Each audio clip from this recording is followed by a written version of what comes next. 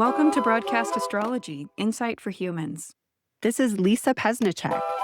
And I'm Sara Beckner, and we're here to deep dive into the fascinating world of astrology. We offer blind chart readings, interviews with notable guests, and much more. So keep listening as we bring you Insight for Humans. Hello, and welcome back to Broadcast Astrology, Insight for Humans. Today, we're so excited to have Brian Allemana with Soulrise Astrology joining us today. It's exciting times astrologically. There's a lot going on. There's a lot circulating right now about some of the really important transits coming up in the next week. So I'm going to turn it over to you, Brian, and let you introduce yourself, and then we will just dive into a look at the astrology of the times.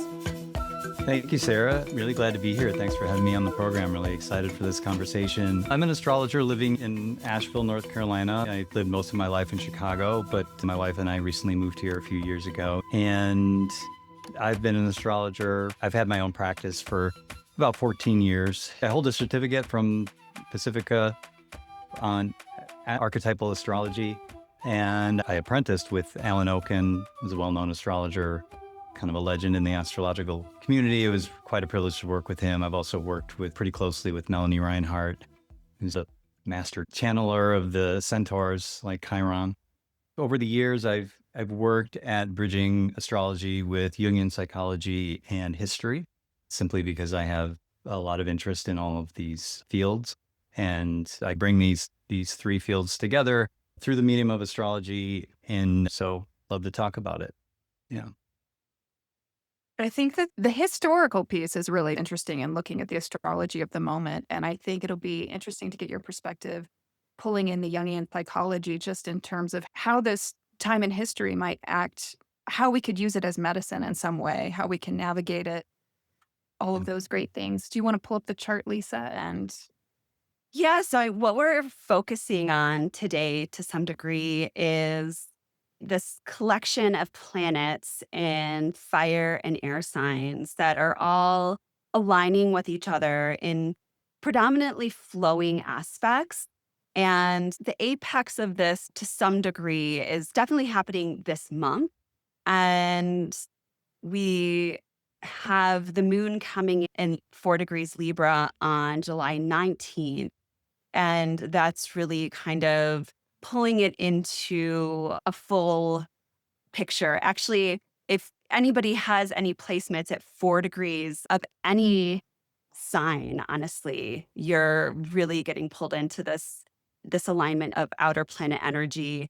But specifically, I think that 4 degrees Sagittarius or Libra specifically, because we don't have anything placed there, it will ultimately create a Star of David with these other planets too, which is pretty spectacular, which is just 2 trines overlapping with one another. In this particular moment, they're both in Yang signs. So yeah, there's a lot to say about this. I can actually take out some of these inner planets so that we're not so distracted. What we're looking at, a lot of people are calling this Barbault's basket, which it's kind of the buzzword at the moment. But really what we're talking about and what we're dealing with are major flowing outer planetary alignments. And as Brian just spoke to as we were preparing for this chat, is that Jupiter is the faster moving planet in this, if you're not considering the moon in this picture, that's tying these outer planets of Uranus, Neptune, and Pluto together. So, Brian, do you want to pull Yeah. us into this? What's Yeah. happening here? Why is this so special? Yeah, well, it's really a profound configuration. That's very rare. I don't know that this particular configuration, especially involving the outer planets, has happened anytime this millennium. So it's very rare. And to have these planets at this precise alignment is very significant. And we can talk about any of the individual planetary alignments, whether you're looking at Jupiter, Uranus, Jupiter, Pluto, Neptune, Uranus. And you can really drill in there and get some really rich symbolic material there. But to have all of these planets come to this exact alignment at the same degree of each sign, and it's 4 planets at the 4th degree at 4 degrees of each of their sign really brings a really interesting numerological aspect to this formation. So we have this very rare formation, this cradle shape, which is a very strong grounding, or it's also called a basket, and a very strong grounded formation or configuration of planets, to me symbolizes a strength of potential and possibility for us individually and collectively. And we can say more about that. But I think the numerology aspect of it, the fact that the number 4 is so prominent here, I think is also really, really interesting and special. I think I'd like to say that it's of this kind, especially when we're looking at the outer planets, they don't always or often don't necessarily indicate events that happen immediately, right? This is sort of marking the era. And it may take years before we can look back and say, oh, okay, here are the events that correlate with this formation that led to the kind of change that is resonant with this particular astrological symbolism. Like you mentioned Barbault. So Barbault, this basket formation has been named after Andre Barbault. And he spoke very optimistically about this time period, but he wasn't saying that in 2026, this switch is going to be flipped and everything's going to be all hunky-dory. He was referring to a long-term cycle of change. And as we know from recent events and just in our global history, how we think of the world and how it operates can change on a dime. Things can take a completely new direction, and things can take a disastrous direction, or they can take a new direction that's much more optimistic. So I think that this basket formation holds a ton of potential. And how do we want to use that energy of potential? We can use it to create a nightmarish reality, or we can use it to create maybe a better world based on the energy we put into it or the consciousness that we bring to this alignment. Can literally hear you speaking it, Brian, just talking about whether it's going to be disastrous or optimistic or nightmarish or the better world speaks so strongly to that Jupiter-Pluto opposition. Literally, there's that dynamic pull.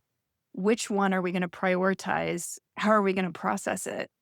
Because I think Jupiter is a lot of the storyteller in the chart, how we do the meaning making and how we turn that darker, more challenging material into something that ultimately pushes us towards greater levels of wisdom.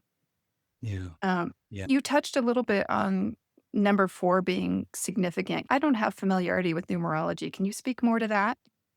Sure. And to be clear, I don't consider myself a numerologist, but I've looked into this a little bit. And 4 is a really important number in Jungian psychology because Jung believed that the number 4 represents the completeness of the self. So there's the idea of the archetype of the self, which is a complex concept, but you can think of it as the soul or higher self image that is the completeness of ourselves.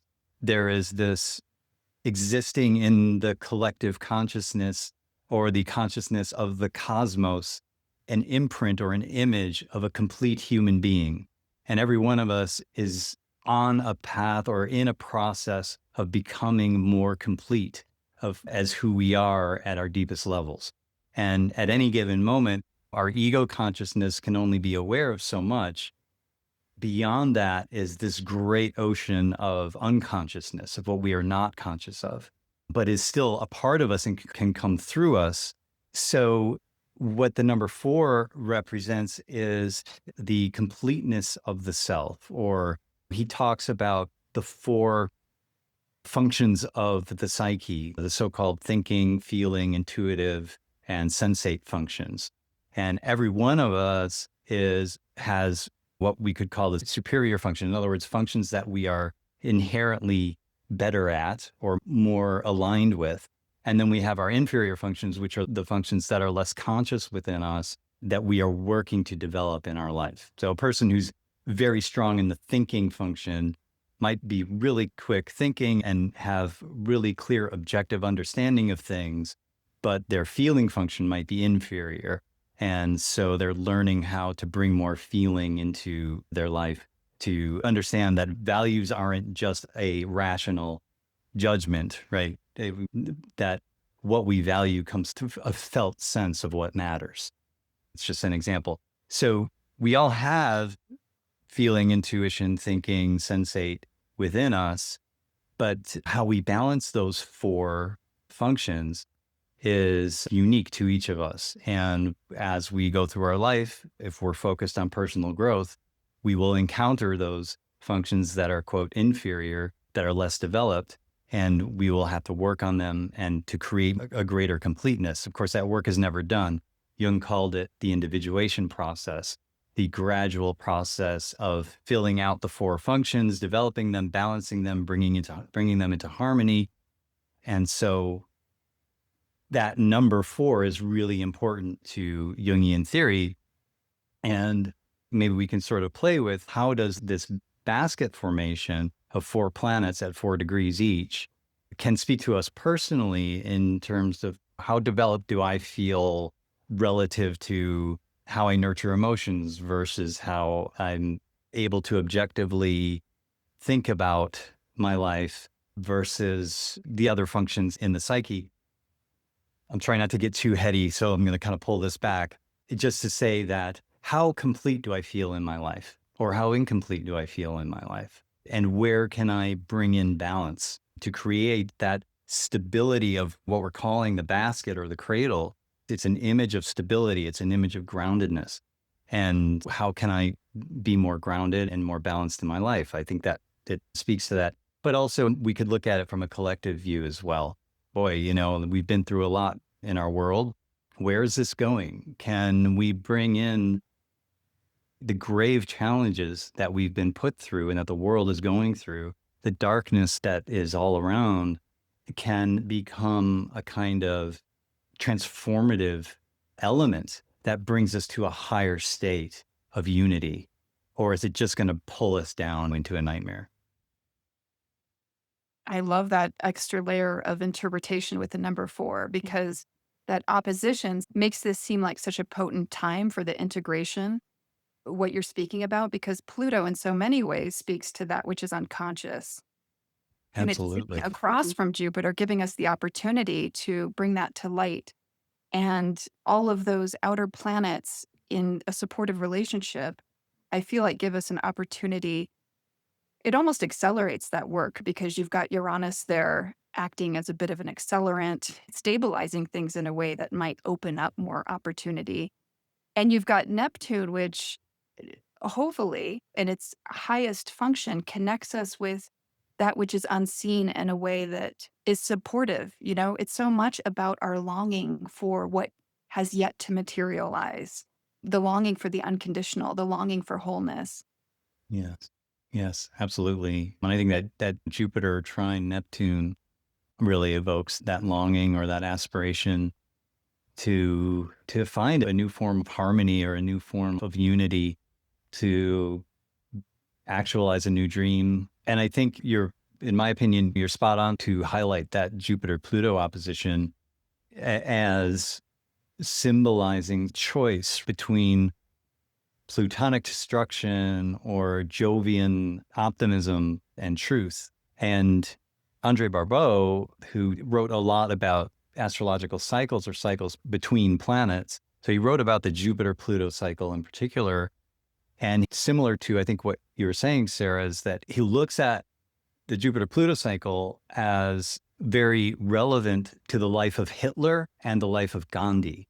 So he compares these two individuals, very different impacts on the collective of humanity. He shows how, in the case of Hitler, we're obviously looking at the very dark and destructive side of Pluto being greatly expanded by the energy of Jupiter. But we look at Gandhi and we see the moral truth and unitive aspect of Jupiter being empowered by Pluto. And so it's that conscious choice of, what do I do with this energy? And this being such a potent formation, I think it's worth meditating on that. Yeah. Yeah, something that I've been working with my clients, and I teach yoga and my yoga students and that sort of thing. This year, even 2025 and into the next couple years, it's really been marked by this Saturn-Neptune conjunction, which is largely that point at 0 degrees Aries is largely part of this alignment, which is stating that something's falling away. There's something major central within our human psyche, within our human structure that is no longer relevant. And that's really, really uncomfortable.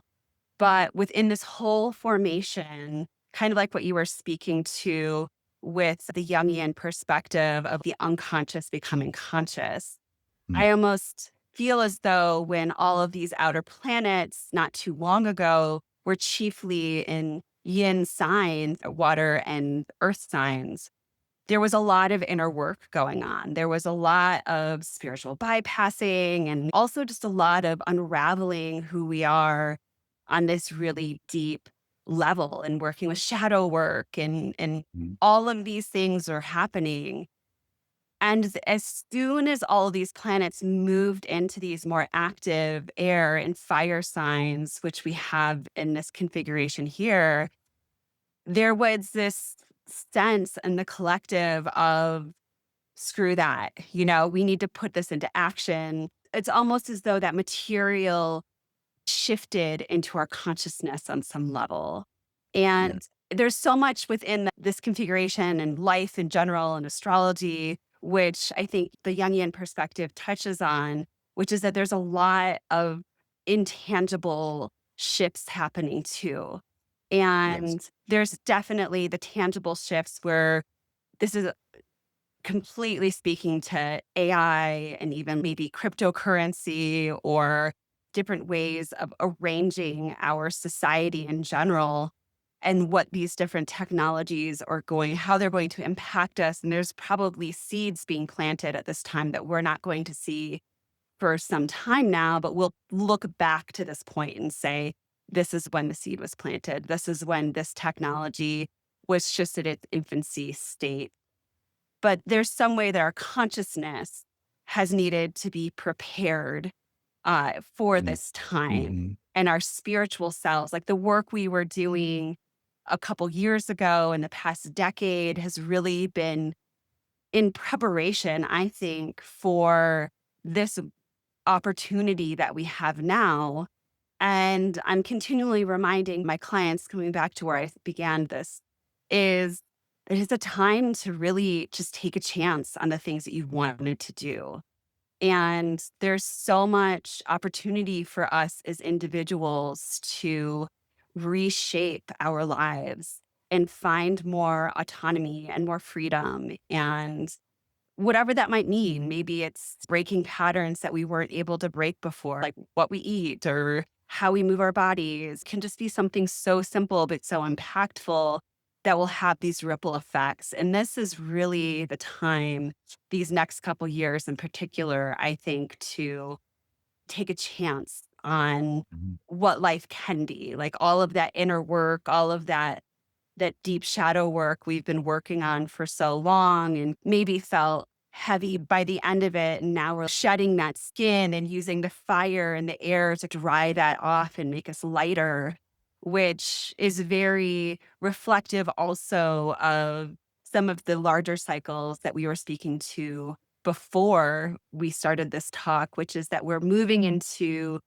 the astrological age of Aquarius, which is air. As far as the Jupiter Saturn conjunctions go, we're fully stepping into the age of air. There's a lot of change happening, and it's not slow, plodding change. It is fast, it is immediate. It's Mm. like, keep up.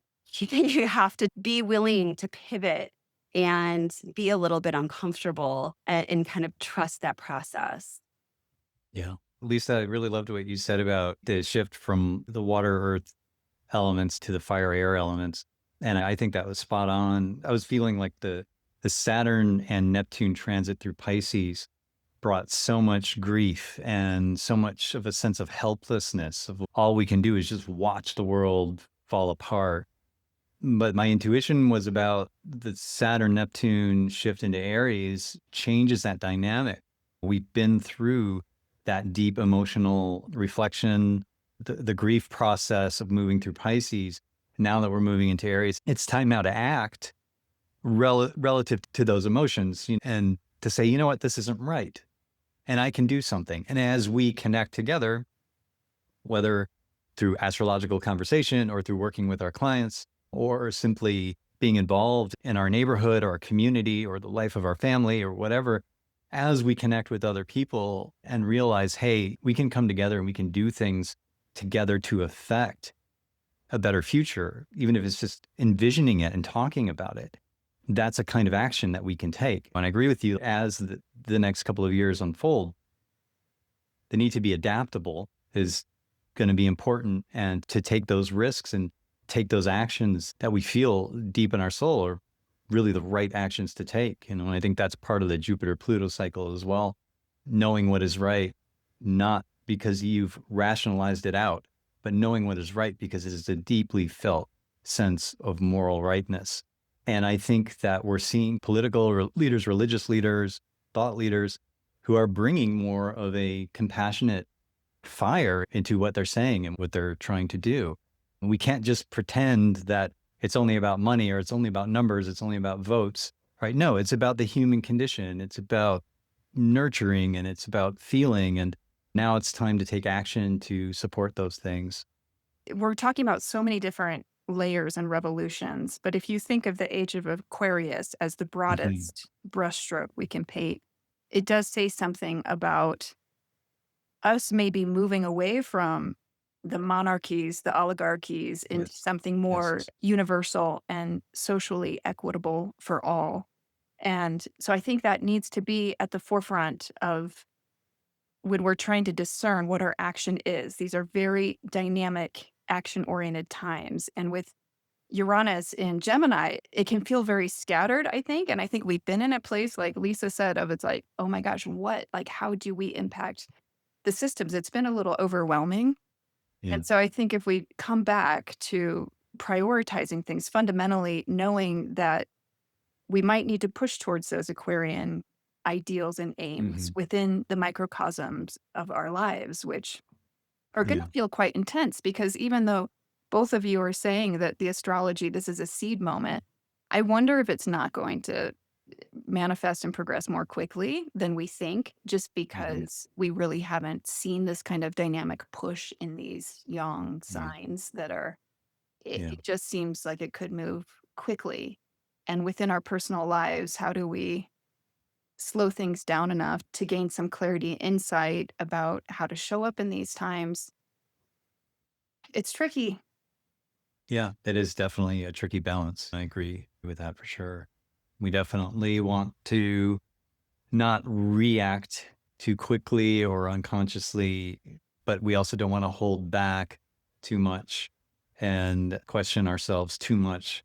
I'm a proponent of a concept that comes from Jung, but was really brought forward very clearly by one of his associates, Marie-Louise von Franz, a very brilliant Jungian scholar herself.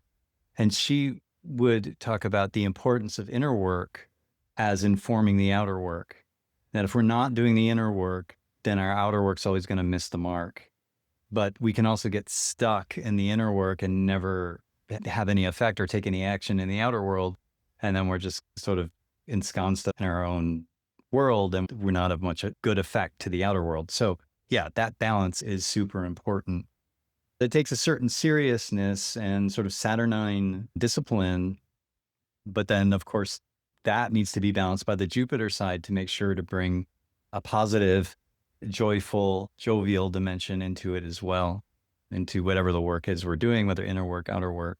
I just think community is part of the Aquarian symbolism. Community is so important. To your point about as we move into the Aquarian age, and we're in this age of air with the Saturn-Jupiter conjunctions in air signs for the next couple centuries. And we've got Pluto moving through Aquarius for the next almost 20 years. This emphasis on air and this emphasis on Aquarius in particular, I think in sort of the death throes of some core aspects to the Piscean age. And that's super challenging to go through that. What do we need to let go? What is fighting to live or to stick around that just isn't going to be able to? As we move further into the Aquarian age, it's going to have to go. And bringing forth those Aquarian ideals and the positive Aquarian ideals of working together as community to support freedom for everyone and not just for a select group. That's not easy or self-evident. That's hard work. And if we can bring ourselves into a place of humility to work together on it, then I think we've got a good chance of making it into that positive, more nurtured aspect of Aquarius that could be our future. I keep thinking of AI Mm-hmm. and how all of these things that we're speaking to, be it government, be it societal structure or spirituality, and this shift from the age of Pisces into the age of Aquarius, or if we're looking at the age of Earth into the age of air, that there is a major change happening as far as all of these things go. And I think as far as what we're conscious of right now is AI as this technology, which all of the guardrails have basically been taken off of this technology being developed, which is very highlighted as far as this configuration goes. When we have flowing aspects, the great thing is that things are just happening. They're happening easily. There's nothing obstructing the events that are taking place. The downside is that there's nothing obstructing the progress that's happening. There's no checks or balances. Yeah.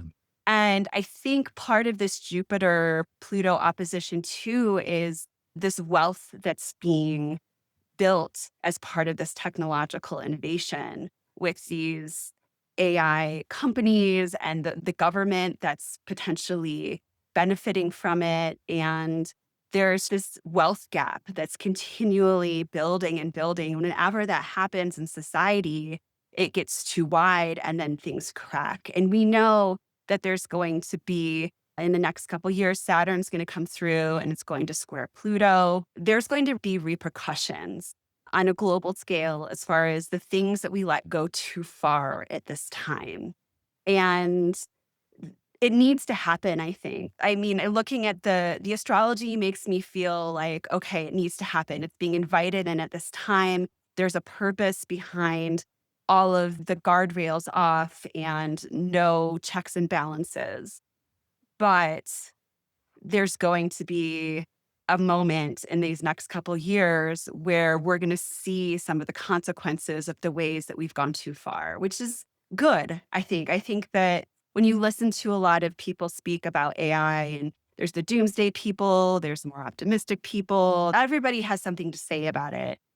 Yeah. But the bottom line is that it's going to change the world that we live in ways that we had not anticipated. Yeah. We can't even imagine at this moment. And one of the things I've recently studied, that this shift of moving from the age of Earth into the age of air, which is defined by the Jupiter-Saturn conjunction. And one of the things that was created the last time we had the shift were universities. We came up with new ways to learn. And right now, as we stand at this next shift of Earth into air, we see universities largely potentially becoming obsolete. What does a university mean when we have this higher intelligence called AI being created? Like, how And do it's we? in every home. It's in every home. Yeah. It's on every phone. People, Right. you just pick up your phone and you're like, There's the universe. oh yeah, Right. University Plus, further than you could have ever gone before in any library. It changes the way that we learn. And there's going to be a lot of dark sides to it, but it's going to change everything. And there's a lot of dark sides to universities, essentially, too. And so that's just one thing that I think of as far as being core to how we share information, being part of this air structure, this change into air on all of the different levels is how do we learn? It's just going to change everything. In this recent podcast that I was listening to, I know a lot of people have been talking about how people aren't going to have these regular jobs anymore. People are going to be put out of work, but there's going to be growth of wealth, which we see with Jupiter opposite Pluto, that people are going to start to get dividends. And he was saying that this person I was listening to, upwards of millions of dollars per person worth of dividends, because there's going to be so much wealth. And how are people going to live then? What is our society going to look like if that's our trajectory or something along that line? We're sitting here at the precipice of all of this happening, but it's hard to even speak to it because we don't even have words or concepts for so much of it. And that's, I think, part of this configuration. And I think that's what Barbault is speaking to. It's grand, but man, humans are not awesome at change, especially change that's happening this fast. There is little to nothing we can do about some of these bigger waves of change. And I think that's why we have to focus so much on our own autonomy, the things that we can control, our friends, our family, the health of our bodies, our home, because there's a huge wave of change that possibly humanity has not encountered before. And I know that sounds dramatic, and we might not even live to see how this fully unfolds. We might not even see it. So we might be being like, well, nothing's actually happening. Mhm. But I think that our children, our children's children are definitely going to be part of it. Yeah. I think there's no doubt that within a couple of generations, we'll be looking back, humanity will be looking back at this time and seeing it as a profoundly transformative time in a way that is impossible for us to see now because we're just too in it, right? We Yeah. don't have enough separation from it to look at it objectively. And that's scary, right? Because if you can't have a clear objective sight on what you're going through, and this is true for any Pluto transit experience where you're really brought into the underworld, it is inherent to that process that you can't see. You're in the dark, you can't see the way out. And yet somehow when you give yourself to that process, there is help that comes. You are guided back to the light, as it were, by some mystery. If we think back, and sometimes I do this thought experiment, think back to, say, 1943 or some other time period where how are we going to get out of this? Think of the depths of the Civil War, for example. Where is this going to go? And how is this the world is ending, right? And somehow humanity finds its way through, navigates its way through the dark and creates something that's actually a little better than Yeah. came before. Right. Uranus and Gemini has a lot to do with that, in my opinion. I think that it's so important in any kind of difficult process, whether we're going through a Pluto transit, a Saturn transit, or collectively there's something going on like COVID pandemic as an example. It's so important not to be drawn into the negativity to the point that you drown in it. There needs to be something that keeps some faith going, which I think Jupiter has a lot to do with that. You mentioned the Saturn-Pluto square that's coming up in a couple of years, which I agree. It's going to bring some chickens home to roost, so to speak. Going to bring some reality that is going to be uncomfortable. But I think it's also going to be necessary for how we're going to move forward. It's going to bring some reality that is, I think, going to actually make some things clearer in terms of moving forward or rebuilding, and having a sense of how can we take all this destruction and build something new from it. And let's start that process. Also, I'm looking ahead to the Saturn-Uranus conjunction, which I think 2032 is when that's exact. It happens in late Gemini. And I'm kind of optimistic about that conjunction, actually, especially for the United States, because as Andre Barbault wrote about, and I've done some study on my own with this as well, the United States seems to be very tied to the Saturn-Uranus cycle. The significant alignments of Saturn and Uranus seem to correspond with economic shifts, institutional shifts, wars, et cetera, that affect the United States. And that particular conjunction in 2032 is at a trine alignment to the moon of the United States natal chart. So that harmonious alignment tends to be a kind of reset of the economic, institutional cycles for the United States, where we start to rebuild something new.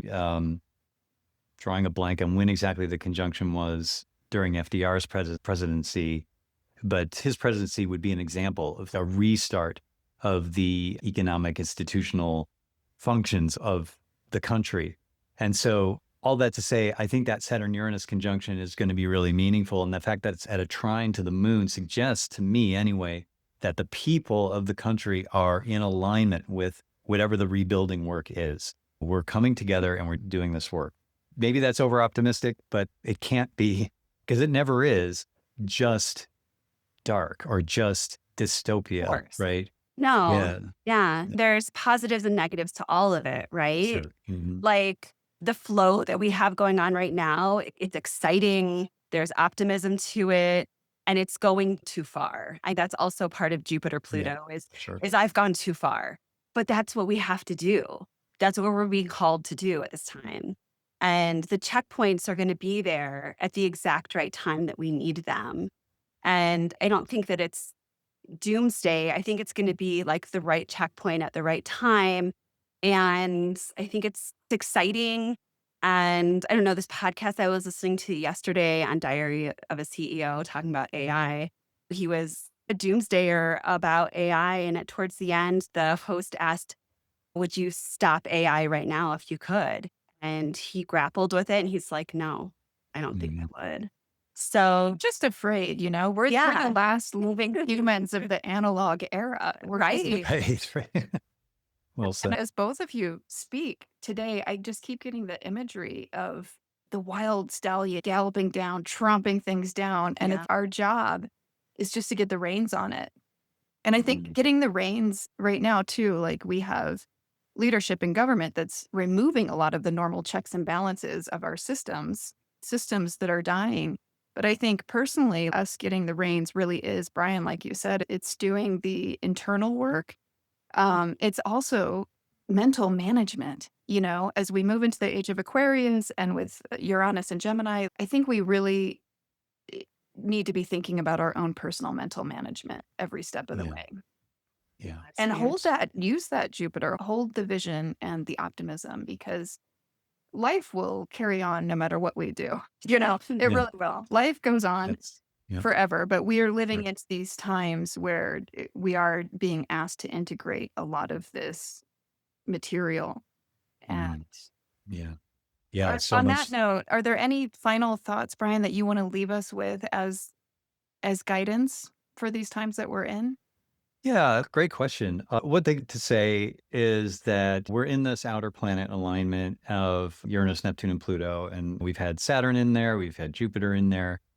But looking at those three outer planets, I really see them, and I'm probably not the only astrologer to say this, but relative to Jungian psychology, I see those three outer planets as really representing the dynamics of the collective unconscious. If you imagine your ego consciousness as the tip of an iceberg rising out of the water, and then you go a bit further underwater and you got the personal unconscious, that is the unconscious psyche that is contained within you. But you go deeper, much deeper level, and you have the collective unconscious, which is a field of unconsciousness that we all participate in, we all are a part of, and we've all inherited. I see the outer planets as representing that collective unconscious field. They represent energies and dynamics that are much larger than any of us individually. Certain people, especially with strong outer planet aspects in their natal charts, can constellate collective energies for good or for ill. But when we are in this dynamic of the three outer planets all talking to each other as they're at this trine sextile alignment, the collective unconscious is really moving, and we all participate in that. We are not necessarily conscious of what's happening or where it's going or where it's trying to go. We do our best day to day and need to continue doing our best to nurture the kind of world that we want to see. But there is collective energy. And if we look at prior examples in history, these kinds of outer planet alignments have always tended to lead to pretty radical transformations of global human civilization. And that's where we're at. And those global shifts tend to move in the direction of whatever the astrological age is. So as we are moving into the Aquarian age, we are in this place of quickly moving towards that Aquarian consciousness that is collective. I don't know if that's helpful, but I see it that way as hopeful anyway, that we're really steeped in this collective shift that we can't individually control, but we do participate in. And I think there's hope in that.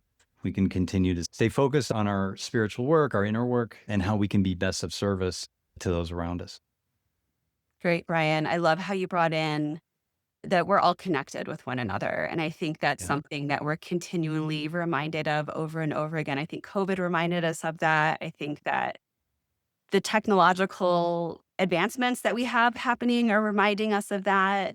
And I think that's always been the case, but we humans have to be shown that in certain ways. And I really think that's the direction that we're headed in more so, especially with this Aquarius emphasis and just understanding that taking care of yourself is also taking care of the collective as well. Not to put that as a responsibility on everybody. If you're in a tough place, Right. you're not damaging, but just knowing that every step that you take in the direction of tending to your own personal garden is collectively helping everybody. So Yeah, for sure. For sure. Yeah. We all have a part to play. And yeah. yeah. Thank you so much for being with us today, Brian. Yeah, It's been such thanks. a wonderful conversation. Yeah, Thank you so much. Yeah. Glad to be here. And thank you for the conversation. I really appreciate it. absolutely. All right. Let everybody know how they can get a hold of you, what you offer, what you have coming up, all of that. Sure. The best way to find me or reach me is at my website, soulriseastrology.com. And from there, you can reach out to me. You can book a reading. I do offer readings, one-on-one readings. I also give talks and occasionally teach classes. I'll be giving a talk here in Asheville in early August, but I also give talks for the Jung Center in Evanston. I do those over Zoom. So occasionally I'll give talks, lectures over Zoom as well. But I'm continuing to expand my offerings. I'm hoping to get a podcast off the ground before the summer is over. So, just got a lot of things brewing here. But soulriseastrology.com is my website. Please reach out. Always glad to connect with folks. Incredible. Thanks. Yeah. Until next time. Yeah. Thanks, everybody. We'll see you next month. Take care. As always, thanks for listening to Broadcast Astrology, Insight for Humans. If you're so inclined, like, follow, and subscribe, and don't be a stranger. Signing off for now. Until next time, humans, keep your gaze upwards on the stars and be well. We look forward to sharing more soon.